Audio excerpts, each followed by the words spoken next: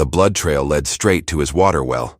Tobias Hartwell had seen enough wounded animals in his 37 years on this godforsaken ranch to know the difference between a deer's blood and something else entirely. But when he followed those crimson drops around the corner of his barn, what he found made his hand freeze on his rifle. A young Indian warrior lay crumpled against the stone wall of his well, one hand pressed desperately against a gaping wound in his side, the other reaching weakly toward the wooden bucket that hung just 3 feet above his head. The man's breathing came in sharp, painful gasps, and his dark eyes, though clouded with pain, tracked Tobias's every movement with the alertness of someone who expected death to come from any direction. This was 1847, the kind of year when finding an Indian on your property meant one thing: trouble. The kind of trouble that could get a man scalped in his sleep or burned alive in his own home. Every neighbor within 50 miles would tell Tobias the same thing: put a bullet in the savage's head and bury him deep, where no one would ever find the body. Tobias raised his rifle, finger hovering over the trigger. The smart thing, the safe thing, the expected thing. But something in those dark eyes stopped him cold. It wasn't just pain he saw there. It was the same desperate thirst he'd felt during the drought of '44, when he'd gone 3 days without water and thought he might die from it. The same human need that transcended skin color, language, or which side of a war you were born into. The Indian tried to speak, his lips cracked and bleeding, but only a whisper came out: water. Tobias lowered his rifle and reached for the bucket. His neighbors would call him a fool. His brother back east would say he'd lost his mind to the frontier loneliness. Hell, maybe they'd be right. But as he knelt beside this wounded stranger and pressed the wooden rim to his lips, watching him drink like a man saved from drowning, Tobias knew one thing for certain: he was about to change both their lives forever. What Tobias didn't know was that this wounded warrior wasn't just any member of the local tribes. And what happened next would bring more riders to his ranch than he'd ever seen in his entire life. The Indian drank like a man who hadn't seen water in days. 3 full buckets before his trembling hands could finally hold the rim steady. Tobias watched every gulp, his mind racing with the implications of what he'd just done. In this territory, showing mercy to an Indian was like signing your own death warrant. But as the color slowly returned to the warrior's face, Tobias noticed something that made his blood run cold. The wound in the man's side wasn't from an animal attack or a hunting accident. It was a bullet hole, fresh, still bleeding, and judging by the angle and the powder burns around the edges, someone had shot him at close range, recent close range, which meant whoever had done this might still be looking for him, might be tracking that same blood trail that led straight to Tobias's ranch, might be riding toward his property right now with guns loaded and questions Tobias couldn't answer. The Indian seemed to sense his fear. With great effort, he raised one hand and pointed toward the horizon, then made a cutting motion across his throat. His message was clear: danger was coming, soon. Tobias felt his heart hammering against his ribs. Every instinct screamed at him to drag this wounded stranger away from his property, hide the evidence, pretend this never happened. But the man could barely sit up, let alone walk. Moving him now would probably kill him, and leaving him here was like hanging a target on both their backs. That's when Tobias heard it, the sound that had kept him alive through 12 years of frontier living, hoofbeats in the distance, multiple horses, riding hard and fast, coming straight toward his ranch. The Indian heard them too. His eyes went wide with what looked like genuine fear, and he tried to push himself up against the well. As if making himself smaller might somehow make him invisible, blood immediately began seeping through his fingers where he pressed them against his wound. Tobias grabbed the empty bucket and doused the blood trail as quickly as he could. But there was no time to clean it all. The riders would be here in minutes, maybe less. He looked down at the wounded warrior, this stranger who had stumbled into his life and turned it upside down in the span of a single afternoon. A man whose presence on his ranch could get them both killed, but whose dark eyes held something Tobias had never seen in an Indian before. Gratitude. Pure human gratitude. The hoofbeats were getting closer now, close enough to count them.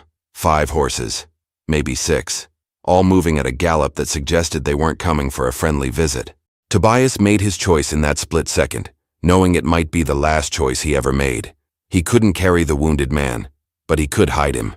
The old root cellar behind the barn, if they could make it that far. But as he reached down to help the Indian to his feet, the warrior grabbed his wrist with surprising strength and shook his head slowly. Then he did something that made Tobias's skin crawl. He smiled. Not the grateful smile of a man being saved, but the knowing smile of someone who understood exactly who was coming over that hill. The riders came over the ridge like a storm cloud bringing lightning. 6 men on horseback, dust billowing behind them, rifles glinting in the afternoon sun. Tobias recognized the lead rider immediately, Marshal Dixon Webb, a man whose reputation for violence preceded him into every town from here to Santa Fe. Webb was the kind of lawman who shot first and asked questions later, especially when it came to Indian troubles. The kind who collected scalps as trophies and called it justice. The kind who would burn down a ranch and everyone in it if he suspected them of harboring fugitives. Tobias stood in front of the well, his body blocking the Indian from view, trying to look like a man who had nothing more pressing on his mind than fixing a broken fence post. His mouth felt dry as desert sand. Webb reined in his horse just 10 feet away, close enough that Tobias could see the cold calculation in his pale blue eyes. The other 5 men spread out in a semicircle, hands resting on their weapons. This wasn't a social call. "Afternoon, Hartwell," Webb said, his voice carrying the lazy drawl of a man who knew he held all the cards.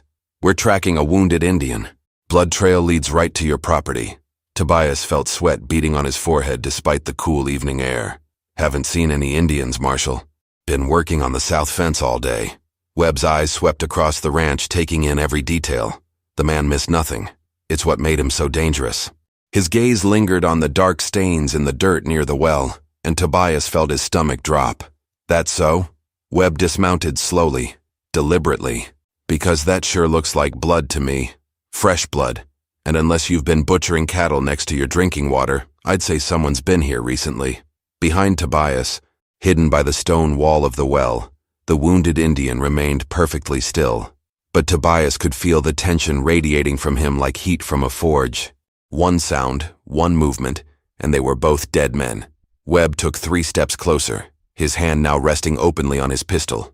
"You know what the penalty is for harboring Indian fugitives."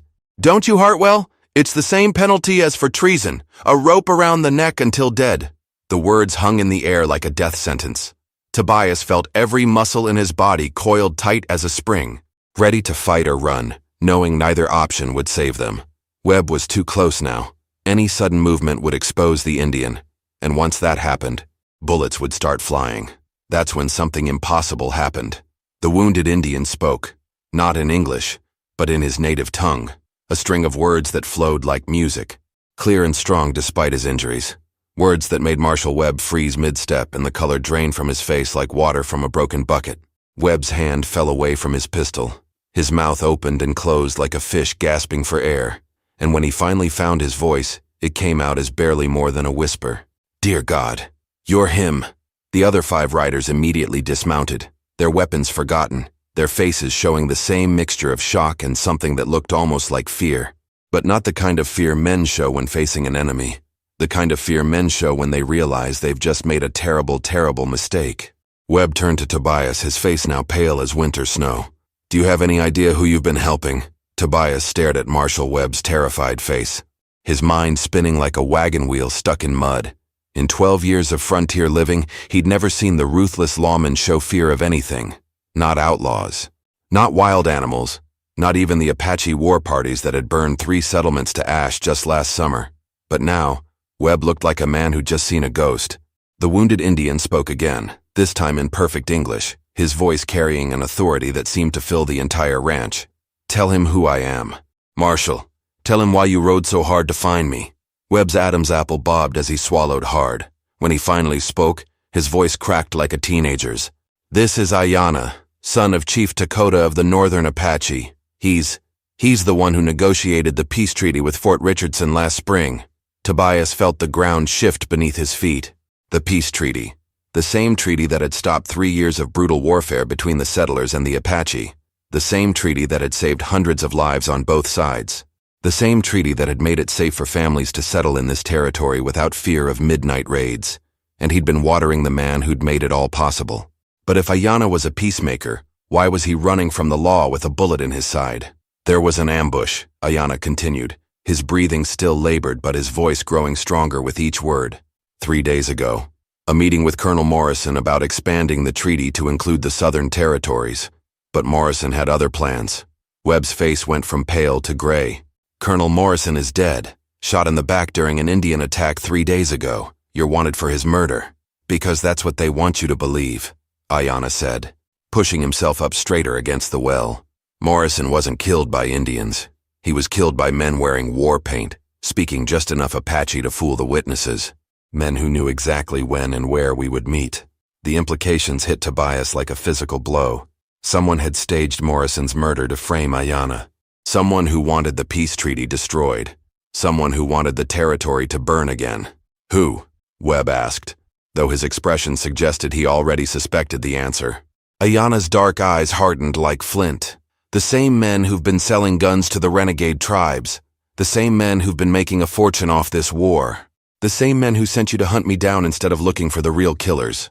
Webb took a step backward, his hand moving unconsciously toward his weapon before stopping. You're talking about treason. About corruption in the territorial government. Those are serious accusations. And they'll remain accusations until I can prove them, Ayanna replied. Which is why they need me dead before I reach the Apache Council tomorrow. Why they put a bullet in me and left me for dead. Why they're counting on men like you to finish what they started. Tobias watched this exchange with growing dread. He'd thought he was just helping a wounded stranger. Instead, he'd stumbled into the middle of a conspiracy that could tear the entire territory apart. But what chilled him most was the realization that if Ayanna was telling the truth, then Marshal Webb hadn't come here to arrest a fugitive. He'd come here to commit murder. The silence stretched like a taut rope about to snap. Webb's 5 men shifted nervously in their saddles, hands hovering near weapons, eyes darting between their marshal and the wounded Apache, who just accused half the territorial government of murder and treason. Tobias could see the war happening behind Webb's eyes. The marshal was trapped between duty and truth, between orders and conscience. And men like Webb didn't handle moral dilemmas well. They usually solved them with bullets. Even if what you're saying is true, Webb said slowly, I have my orders. You're wanted for Morrison's murder. I'm supposed to bring you back dead or alive. Dead would be more convenient, Ayanna replied, his voice steady despite the pain etched across his face. Dead men can't testify. Dead men can't reveal who really benefits from another Indian war. One of Webb's men, a young deputy with nervous eyes, leaned forward in his saddle. Marshal, if he's telling the truth about the peace treaty— Shut up, Bradley, Webb snapped. But Tobias could see doubt creeping into the marshal's expression like cracks in a dam wall. That's when Ayanna played his final card. Reaching into a leather pouch at his belt with trembling fingers, he pulled out a folded piece of paper stained with blood. This is why they tried to kill me. A letter from Colonel Morrison, written the night before he died. Webb stared at the letter like it might burst into flames. What does it say? It says Morrison discovered who's been supplying weapons to the renegade tribes. Names, dates, amounts. Enough evidence to hang a dozen men. Ayanna's eyes never left Webb's face. Including evidence that someone in the territorial marshal's office has been taking bribes to look the other way. The words hit Webb like a physical blow. His face went through several shades of pale before settling on a sickly green. Behind him, his men exchanged nervous glances, suddenly very interested in examining their horses' manes. Tobias felt his heart hammering against his ribs.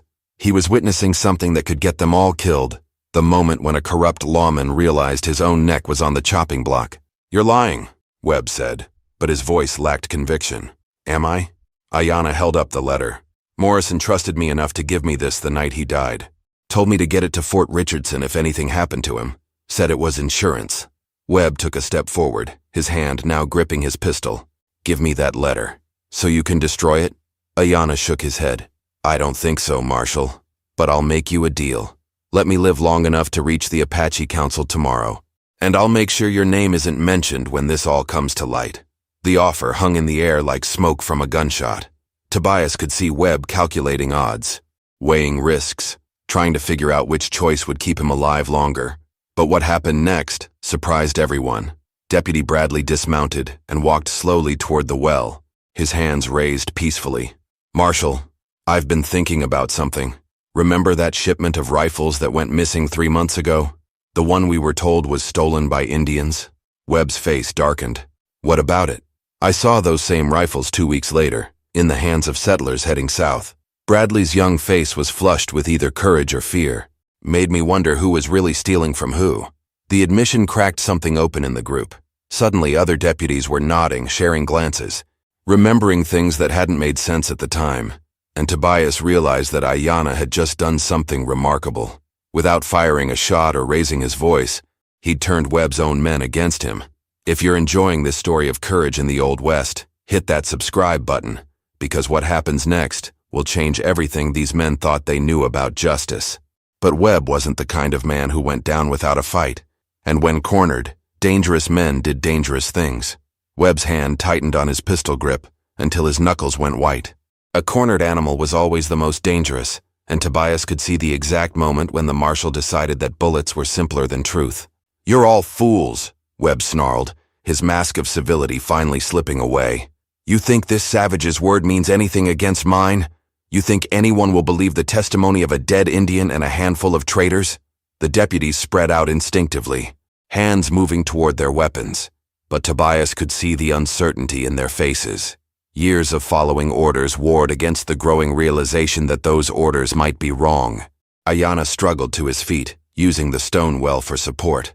Blood seeped through his fingers where he pressed them against his wound, but his voice remained steady.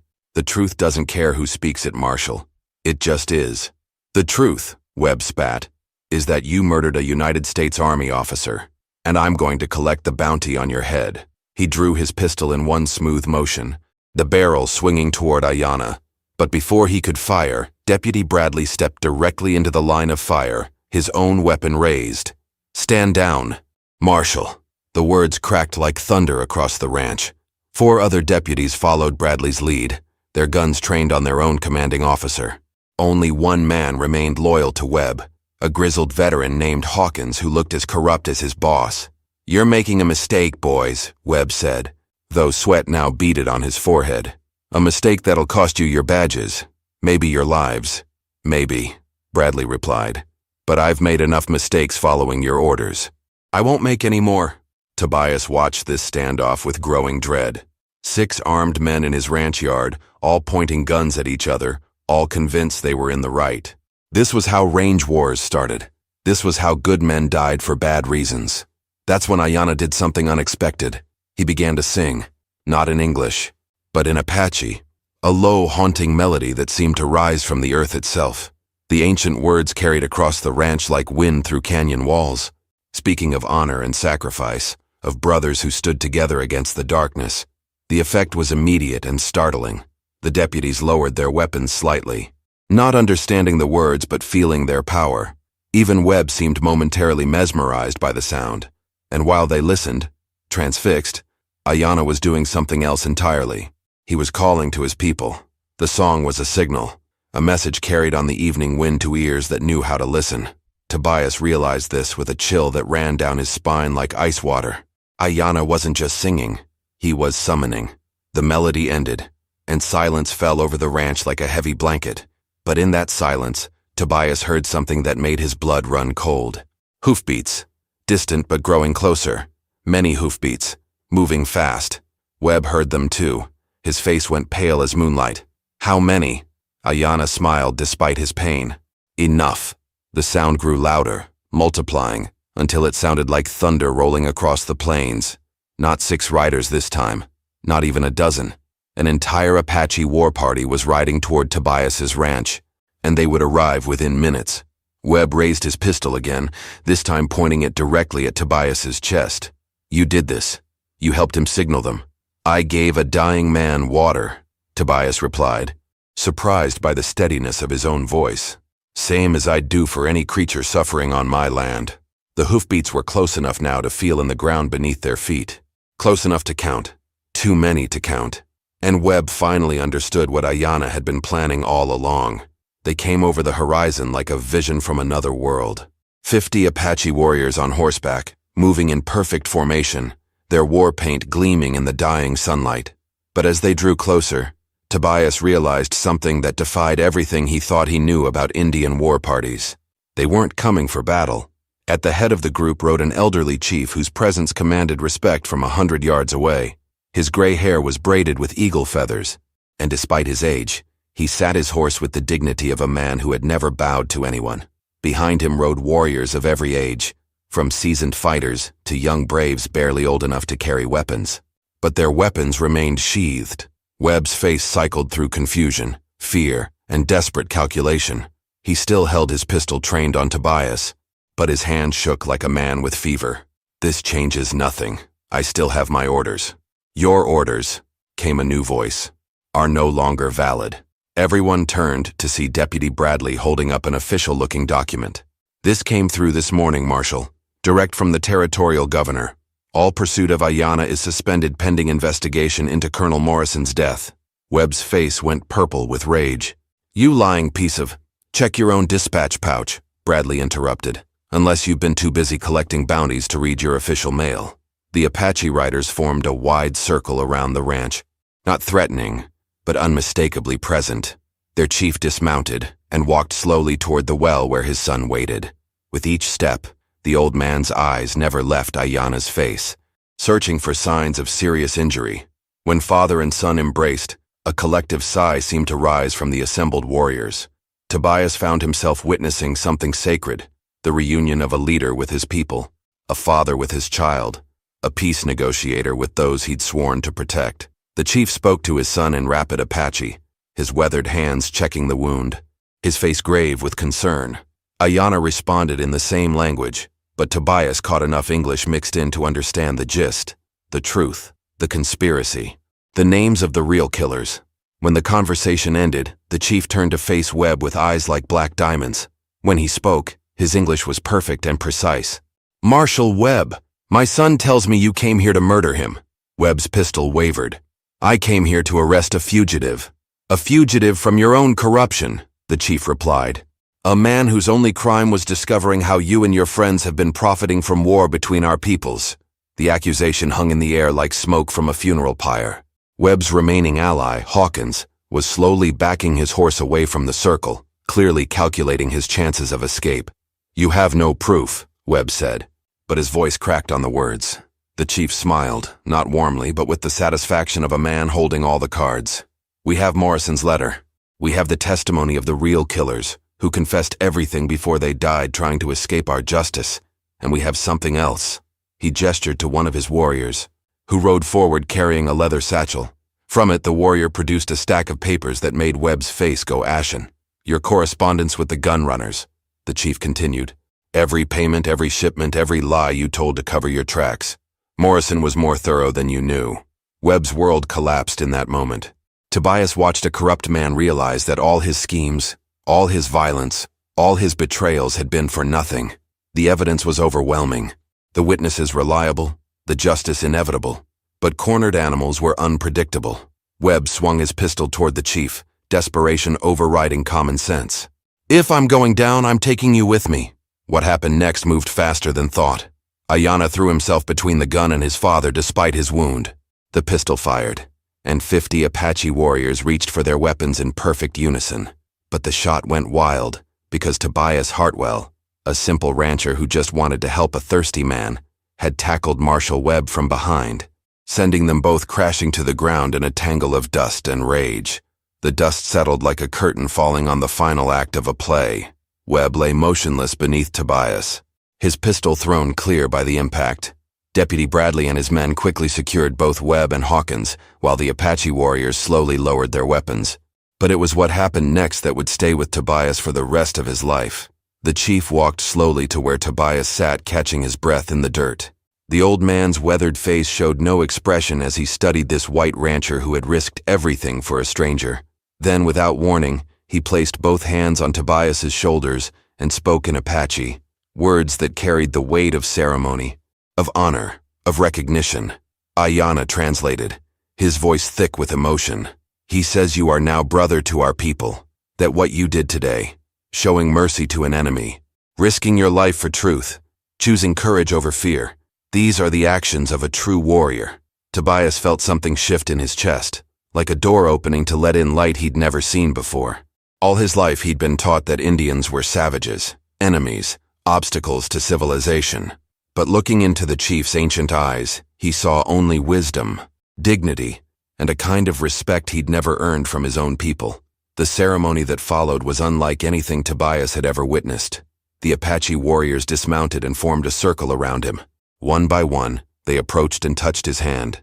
Not a handshake in the white man's fashion, but something deeper, a recognition of kinship that transcended skin color or culture. When the last warrior had paid his respects, the chief presented Tobias with a gift that took his breath away, a war lance decorated with eagle feathers and intricate beadwork, its shaft worn smooth by generations of hands. "This belonged to my grandfather," the chief explained, "and his grandfather before him. It has never been carried by anyone not born Apache. Until today." As the sun set over the western mountains, painting the sky in shades of gold and crimson, the Apache prepared to depart. Ayana's wound had been properly treated by the tribal medicine man, and though he was still weak, he would live to see the peace treaty expanded and the real conspirators brought to justice. Before mounting his horse, Ayana clasped Tobias's hand one final time. "You saved more than my life today, brother. You saved the peace between our peoples." "I just gave a thirsty man some water," Tobias replied. "Sometimes," Ayana smiled. "That's how the world changes. One cup of water at a time." 24 hours later, exactly as the title had promised, they were gone. But they left behind something precious, proof that in a world full of hatred and fear, simple human decency could still work miracles. Webb and Hawkins were tried and convicted of treason, corruption, and conspiracy to commit murder. The gun-running operation was dismantled, and the peace treaty was not only renewed, but expanded to include all the tribes of the territory. And Tobias Hartwell, a simple rancher who had shown mercy to a stranger, became the first white man in territorial history to be formally adopted into the Apache Nation. Because sometimes in the brutal landscape of the Old West, the greatest battles weren't won with guns or violence, but with something far more powerful: the courage to see enemies as human beings, and the wisdom to choose compassion over fear. Now click on the video on the screen to hear a story even better than this one, with a twist so powerful you won't forget it anytime soon. Click on the video now.